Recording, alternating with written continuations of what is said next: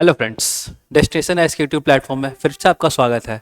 और मैं अभिषेक सिसोदिया डेली की तरह आपके लिए कुछ करंट अफेयर्स लेकर के हाजिर हूँ, जो कि आपके आने वाले एग्जाम्स में काफ़ी ज़्यादा इंपॉर्टेंट रहेगा। ठीक है, तो बेसिकली हम लोग का मॉडल ऐसा होता है कि हम लोग क्वेश्चन के फॉर्म में किसी टॉपिक को पहले देखते हैं, उसके बाद उसका आंसर के बाद हम लोग उसको डिटेल टॉपिक को एनालिसिस करते हैं। ठीक है, तो स्टार्ट करते हैं आज का हमारा करंट अफेयर्स का सीज़न। 8 जुलाई का ये आज का करंट अफेयर्स है। ओके, तो देखते हैं आज क्या कौन कौन से टॉपिक क्वेश्चन के फॉर्म में आपके सामने है। ओके, तो पहला क्वेश्चन आपके सामने ये रहा। The military exercise named nomadic elephant, क्या नाम है मिलिट्री एक्सरसाइज का? Nomadic elephant is being conducted between India and which country, Bharat और किस देश के बीच में नोमैडिक एलिफेंट एक्सरसाइज मनाया जाता है? आपके ऑप्शन है ए श्रीलंका, बी मंगोलिया, सी नेपाल या डी अफगानिस्तान। जो सही आंसर हो जाएगा आपका वो हो जाएगा बी मंगोलिया। ओके, आगे मूव करते हैं नेक्स्ट क्वेश्चन पे। थोड़ा सा इसके बारे में हम लोग देख लेते हैं। तो the 16th edition of joint military exercise nomadic elephant between the armies of India and Mongolia began at Umroi in Meghalaya. तो कहाँ पे एक्चुअली ये नोमैडिक एलिफेंट एक्सरसाइज कहाँ पे हुआ? ये उमरोई इन मेघालय। ठीक है, ये चीज़ आप लोग ध्यान रखना। The aim of the exercise which will run till July 16। तो ये कब तक चलने वाला है? जुलाई 16 तक चलने वाला है। ठीक है, is to enhance joint military capabilities for emergency operations in semi urban. Mainly कहाँ पे? सेमी अर्बन और माउंटेनियस रीजन में किस तरह मिलिट्री जो है अपने मतलब इमरजेंसी के टाइम में या वार के टाइम में किस तरह एक्टिव हो जाएगी, किस तरह पार्टिसिपेट करेगी वार में, उसी के लिए मेन प्रैक्टिस किया गया। ठीक है, कहाँ पे किया गया? उमरोई रीजन इन मेघालय। एक्सरसाइज का नाम है क्या है? Nomadic elephant. इंडिया और मंगोलिया के बीच में किया जाता है। ठीक है, मूव करते हैं नेक्स्ट क्वेश्चन पे। विच of the following recently launch the निर्माण पोर्टल फॉर यूपीएससी एस्पायरेंट्स।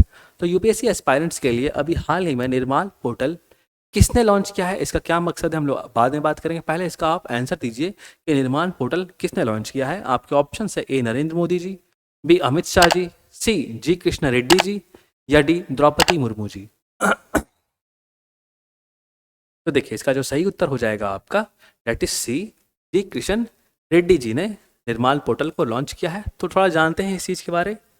देखो, यूनियन कोल, किशन रेड्डी जी कौन है? Union coal and mines minister. Union coal और माइंस के मिनिस्टर हैं, आपके सेंट्रल मिनिस्टर हैं जी किशन रेड्डी जी। ठीक है, उन्होंने इनैगुरेट किया क्या चीज़? निर्माण पोर्टल इन न्यू दिल्ली। न्यू दिल्ली में निर्माण पोर्टल को इनैगुरेट किया under prime ministers Modi mission. देखो, प्राइम मिनिस्टर मोदी का एक मिशन चल रहा है जिसका नाम क्या है? मिशन कर्मयोगी। यहाँ से भी क्वेश्चन बन सकता है। ठीक है, प्राइम मिनिस्टर जी का मिशन चल रहा है, डेट इज मिशन कर्मयोगी। इसी के थ्रू आपके यूनियन कोल और माइनिंग मिनिस्टर्स ने क्या लॉन्च किया है? निर्माण पोर्टल। ठीक है, दिस सीएसआर इनिशिएटिव एक तरह का क्या है? कॉर्पोरेट सोशल रिस्पॉन्सिबिलिटी है। कॉर्पोरेट सोशल रिस्पॉन्सिबिलिटी क्या होता है कि कोई भी संस्थान सामाजिक कार्यों के लिए अपना कुछ पैसा दान के थ्रू देता है, तो उसी को कॉर्पोरेट सोशल रिस्पॉन्सिबिलिटी बोलते हैं। ठीक है, तो ये जो आपका निर्माण पोर्टल है ये कॉर्पोरेट सोशल रिस्पॉन्सिबिलिटी का एक पार्ट है। तो हम लोग समझते हैं इसमें हो क्या रहा है। देखो, this CSR initiative of Coal India aims to assist meritorious youth, जो कि बहुत मेधावी छात्र हैं, उनको ये सपोर्ट करने का एक मतलब सपोर्ट करने का तरीका है। जो लोग भी यूपीएससी के प्रिलिमिनरी एग्जामिनेशन को पास कर लेंगे उनको सहायता राशि 1 लाख रुपए दी जाएगी। ठीक है, उसमें कुछ क्राइटेरियाज हैं वो हम लोग देख लेते हैं, लेकिन निर्माण पोर्टल के थ्रू आप ध्यान रखना ये प्रधानमंत्री के मिशन कर्मयोगी प्रोग्राम के थ्रू लॉन्च किया गया है, जिसके थ्रू यूपीएससी एग्जाम्स के जो भी स्टूडेंट प्रिलिमिनरी एग्जाम पास कर देते हैं, पीटी पास कर लेते हैं, उनको सेलेक्टेड स्टूडेंट्स को क्राइटेरिया क्या हम बात करेंगे, उनको 1 लाख रुपया दिया जाएगा। थोड़ा क्राइटेरिया के बारे में जानते हैं हम लोग। तो देखो, under the Nirman scheme, eligible candidates including those from SC, ST और वुमेन। ठीक है, SC, ST वुमेन और थर्ड जेंडर को भी, SC, ST वुमेन या थर्ड जेंडर कैटेगरी जिनका एनुअल फाइनल फैमिली इनकम जो है कितना से कम है? 8 लाख रुपए से एनुअल फैमिली इनकम कम है, लेस देन ₹8 लाख, उनको यूपीएससी प्रीलिम्स परीक्षा प्रारंभिक परीक्षा पास करने पे 1 लाख रुपए का अनुदान दिया जाएगा। ठीक है, ये चीज़ ध्यान रखना आप लोग। निर्माण पोर्टल के थ्रू काम किया जा रहा है, इसके थ्रू ये निर्माण पोर्टल कोल इंडिया लिमिटेड, ठीक है, कोल इंडिया लिमिटेड के अंडर इस चीज़ को किया जा रहा है। ओके, मूव करते हैं अगले क्वेश्चन पे। तो आपको बताना है, recently after Rohit Sharma and Virat Kohli which Indian has retired from T20 international cricket. तो T20 इंटरनेशनल क्रिकेट से रोहित शर्मा और विराट कोहली के बाद अभी किसने अपने रिटायरमेंट की घोषणा की है? तो देखो, इसका जो सही आंसर है दैट इज रविंद्र जडेजा ने। तो डी रविंद्र जडेजा ने T20 इंटरनेशनल से अब अपना संन्यास ले लिया है। ठीक है, थोड़ा सा न्यूज़ को कवर कर लेते हैं हम लोग। तो देखो, star Indian allrounder Ravindra Jadeja has announced his decision to retire from T20 international से रिटायर हो चुके हैं। ठीक है, following India T20 world cup. आप लोगों ने देखा इंडिया ने कितने अच्छे तरीके से T20 वर्ल्ड कप को जीता इस बार। ठीक है, और अभी कौन कौन से प्लेयर रिटायरमेंट ले चुके हैं? तो आपका आंसर हो जाएगा विराट कोहली, रोहित शर्मा और उसके बाद फिर रविंद्र जडेजा। ठीक है, T20 वर्ल्ड कप जीतने के बाद इन्होंने एक अच्छा रिटायरमेंट लिया है। ठीक है, ओके, मूव करते हैं नेक्स्ट क्वेश्चन पे।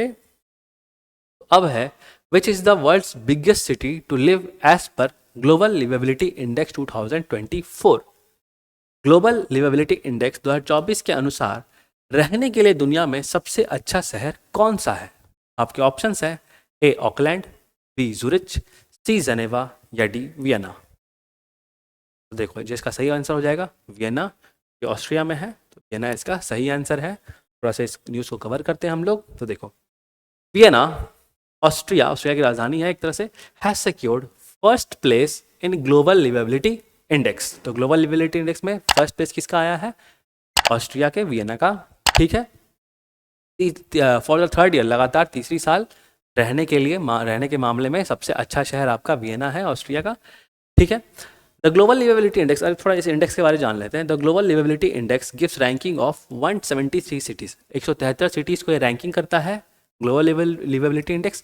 इसमें कुछ कुछ पैरामीटर्स को इंक्लूड किया गया है, वो समझते हैं हम लोग। इसमें 5 कैटेगरीज को इंक्लूड करता है। कौन कौन से कैटेगरीज हैं लिवेबिलिटी इंडेक्स में? स्टेबिलिटी, हेल्थ केयर, मतलब कि कैसा वहाँ स्थिति कैसा स्टेबल रहता है, क्या वो शहर कहीं ज़्यादा वार या फिर लड़ाई वड़ाई आपस में तो नहीं चलते रहता है, तो स्टेबिलिटी देखता है। हेल्थ केयर की फैसिलिटी कैसी है, वहाँ पे स्वास्थ्य सुविधा कैसी है, कल्चर वहाँ का कैसा है, किस तरह के वहाँ पे मतलब कल्चर है। ठीक है, और एनवायरनमेंट कैसा है। ठीक है, एनवायरनमेंट हो गया वहाँ का, एजुकेशन और इंफ्रास्ट्रक्चर की क्या स्थिति है। ठीक है, तो इन सब पैरामीटर्स को कवर करता है आपका ग्लोबल लिवेबिलिटी इंडेक्स। अगर यहाँ पे आपसे क्वेश्चन पूछा जाता है कि ग्लोबल लिवेबिलिटी इंडेक्स कौन निकालता है, तो आपका आंसर क्या हो जाएगा? Economics intelligence unit. ठीक है, EIU, ये चीज़ आप लोग ध्यान रखना। इकोनॉमिक इंटेलिजेंस यूनिट जो है ग्लोबल लिवेबिलिटी इंडेक्स निकालता है, and has been released by EIU ने ही आपका क्या निकाला है? ग्लोबल लिवेबिलिटी इंडेक्स 2024 निकाला है। आई थिंक यहाँ पे आपका टॉपिक क्लियर होता है। मूव करते हैं हम लोग नेक्स्ट क्वेश्चन पे। तो आपको बताना है, how much prize money has been announced by the board of control for cricket BCCI for team India for winning the ICC men's T20 world cup 2024। तो 2024 का T20 वर्ल्ड कप जीतने पे board of cricket control of India ने team India के लिए कितना cash prize, कितना prize money देने की घोषणा की है? तो आंसर जो हो जाएगा आपका यहाँ पे दैट इज 125 करोड़। ठीक है, तो ध्यान रखना 125 करोड़ रुपए BCCI अपनी तरफ से टीम इंडिया को देने वाला है T20 वर्ल्ड कप जीतने के उपलक्ष्य पे। ठीक है, और पढ़ लेते हैं इस चीज को। Board of control for cricket in India, BCCI board of control for cricket in India has announced a massive prize money of 125 crore. ध्यान रखना इस चीज़ का, प्रीलिम्स एग्जाम में कहीं भी क्वेश्चन बन सकता है ये। तो BCCI ने इंडिया को वर्ल्ड कप जीतने पे, T20 वर्ल्ड कप जीतने पे 125 करोड़ रुपए देने की घोषणा की है। ठीक है, after winning ICC men's T20 world cup 2024। Okay, ये पॉइंट भी आपका क्लियर हुआ। यहाँ पे मूव करते हैं अगले क्वेश्चन पे। तो which are the following is not one of the 3 new criminal laws in India. आपको बताना है कि अभी हाल ही में जारी किए गए 3 नए कानूनों में इसमें कौन सा आपराधिक कानून नहीं है, इनमें से एक नहीं है आपराधिक कानून। आपके ऑप्शन है भारतीय न्याय संहिता 2023, भारतीय नागरिक सुरक्षा संहिता 2023, भारतीय साक्ष्य अधिनियम 2023 या भारतीय दंड अधिनियम 2023। तो देखो, जो इसमें जो नए लागू किए गए तीनों कानून में कौन सा कानून नहीं है, तो भारतीय दंड अधिनियम 2023 ऐसा कोई कानून अभी जो नए लागू हुए हैं उसमें नहीं है। ठीक है, थोड़ा इसको हम लोग खबर को जान लेते हैं। तो देखो, जो 3 नए कानून लागू हुए हैं, मैं आपको बता दूं, ये लगभग अभी इस 1 जुलाई से इनको लॉन्च किया गया था।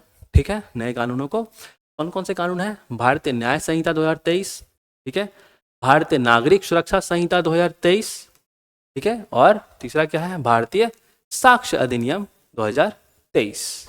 ओके, आगे मूव करते हैं हम लोग नेक्स्ट क्वेश्चन पे। तो आपको बताना है कि recently which institution approves $1.5 billion loan to support India's green hydrogen push, या फिर ग्रीन हाइड्रोजन प्रोजेक्ट। इंडिया का जो ग्रीन हाइड्रोजन प्रोजेक्ट है उसके लिए अभी कौन से संस्थान ने $1.5 बिलियन लोन देने की घोषणा की है? आपके ऑप्शन है a world bank, B IMF, C Asian development bank या डी न्यू डेवलपमेंट बैंक।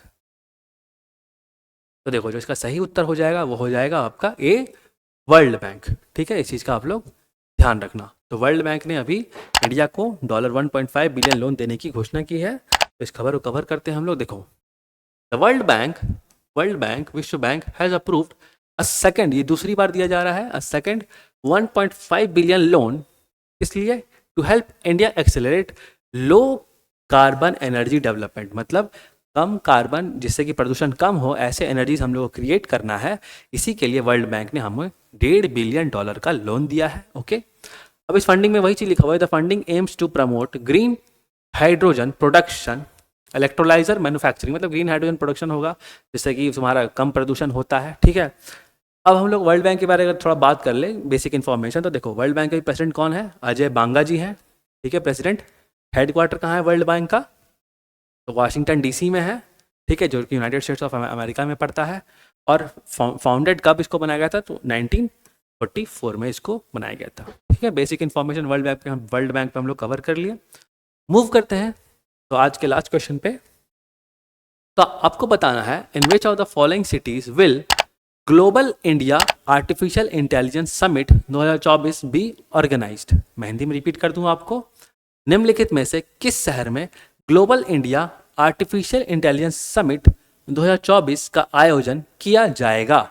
ये क्वेश्चन आपको प्रीवियस करंट अफेयर्स की क्लास में कराया हुआ है। आपने अगर नहीं देखा तो आप प्लीज़ उसको देखें जा करके, और इसका आंसर वहाँ से डिटेल में नॉलेज लें और ज़रूर कमेंट करें इसका आंसर। ठीक है, आपके ऑप्शंस इसके लिए हैं ए कोच्चि, बी न्यू दिल्ली, सी भोपाल या डी मुंबई। आशा करता हूँ कमेंट में आप इसका आंसर ज़रूर लिखेंगे।